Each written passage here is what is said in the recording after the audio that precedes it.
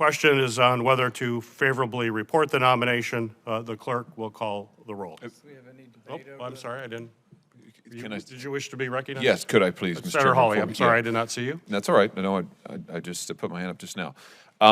Before we vote on this nomination, I just want to express my deep reservations with this nominee and explain why I will be voting no, and appeal to my colleagues across the aisle to join me in trying to get relevant documents from this nominee from the Congressional Research Service. This is a nominee who was before the committee last September, I believe it was.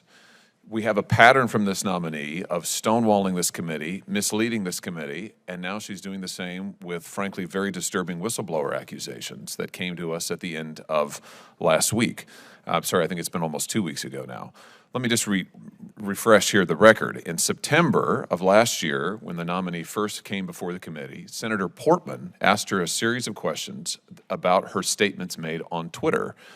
Senator Portman's staff had found these statements themselves. She had locked her Twitter account at some point when she was in the nomination process. They found her Twitter statements, which were highly partisan, I think highly inappropriate. She refused to answer Senator Portman's statements at the time, questions at the time. So I introduced a question for the record asking her to please give to us any Twitter statements she had ever made that had been available to the public. She refused, and she then said, do we have that board, guys?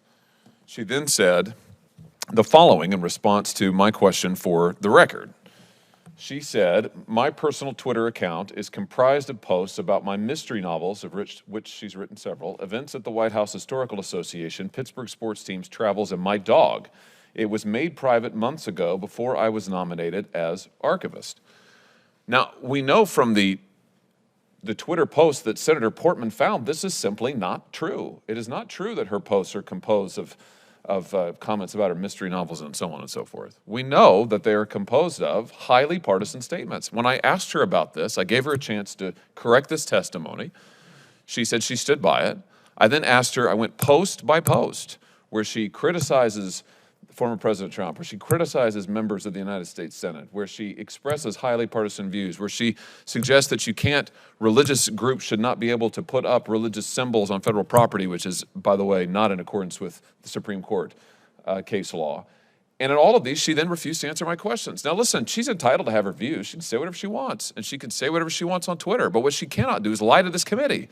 And to say to this committee that her post consisted of this, when we know from Senator Portman's research that's not true, is simply false.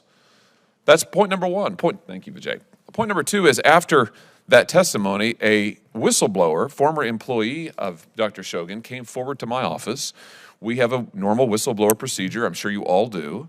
We followed that procedure. I think she came to us on a Friday. We sat down with her as quickly as we could, following our usual procedure. I then called the chairman about this, and we're going to refer her allegations, I'm saying her because she's allowed her identity to be used, to the committee, which we did. The committee staff had an opportunity to meet with her. I understand they did again yesterday. And I will just tell you, and I know you all are aware of this because I've sent you all my letter that references the allegations that were made. The whistleblower said that when Dr. Shogan was at CRS, she engaged in partisan conduct and abusive behavior, allegedly, that she allegedly made unsolicited statements of support for political candidates in the workplace, that she also attempted to organize signing events for her book on federal property during work hours for commercial gain. That's the book that features the killing of a Senator Langsford, yeah. Senator Langsford seems to be doing well, though, I'm happy to say. The whistleblower further alleges that Dr. Shogan engaged in a pattern of abuse, retaliation, and persecution, including undermining the whistleblower's promotion, and that Dr. Shogan failed to discipline subordinates who made racially derogatory remarks to the whistleblower. The whistleblower is a woman of color. Now, when the staff, as I understand, asked Dr. Shogan about this, she repeatedly said she couldn't recall, she didn't have documents, and she referred staff to CRS and said you should contact CRS to ask for promotion documents, to ask for documents about her workplace event with her book. So last night, I sent a letter to CRS asking for the relevant documents.